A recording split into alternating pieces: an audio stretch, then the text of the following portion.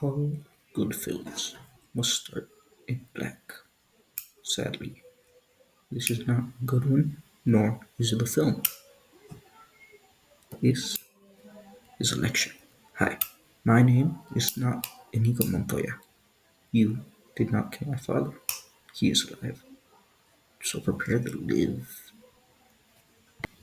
Today, we, or me anyway, are talking about the law of conservation of kinetic and potential energy. Now you're probably wondering to yourself, what the hell does that mean and why is it so long? Well, I'm glad you asked.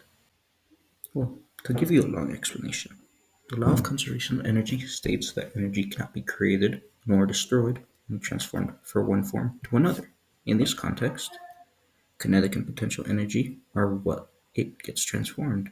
This means if an object moves, its kinetic energy increases, its potential energy decreases, and vice versa. But the total amount of energy in the system remains constant. Let me put it simply. Imagine you are a gorilla, big gorilla, and that gorilla that you are has a banana, many bananas. You can eat them, enjoy them, or you could bake them into a cake.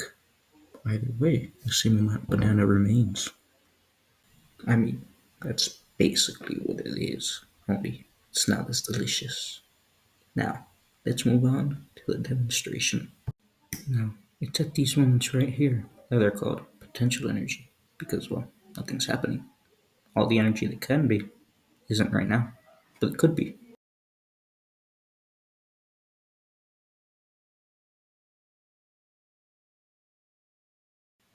What you just saw right now was a demonstration of kinetic and potential, or rather, potential to kinetic back to potential. At that very beginning, before that launch, that would all be considered potential, as I had just explained. But it's during that movement, that swinging of the gremlin. No gremlins were harmed, by the way. That is considered kinetic because all that energy, it's moving, it's releasing. And as it slows down, the amount of kinetic energy decreases as potential energy starts increasing back up again. And then once it stops, it goes back to being completely potential energy. To give you an idea of what I meant by kinetic, as you can see in these still shots of it moving after it was let go, you can see how the energy is technically now kinetic. It's now moving. It's no longer still, stagnant. It's no longer frozen. It's being released. It's moving. It's doing something. Now, you probably saw that demonstration and you thought to yourself, oh my god, how does that work? What's the math behind it? I'm glad you asked, because that's what I'm about to teach you. Now, before I show you how to do it, or before I show you some examples, let me tell you what the equations are. If you want to find kinetic, it's that top one. It's 1/2 multiplied by the mass multiplied by the velocity squared. Now, if you want to find yourself the potential energy, it's a little different. That one, it's still mass, but this time we include gravity, and then finally you multiply it by height.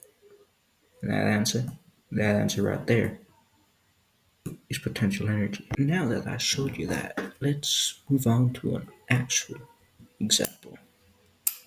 Let's say your mass is 3 kilos, velocity is 8 meters per second, and your height is 10 meters. Now, this is what you would get for kinetic. You would get 96. But for potential, you get something a little different. You get 294. That's how you do it. Thank you for stopping by and learning. Have a good day. Have a great afternoon. Have an amazing night. Have a perfect life. Goodbye.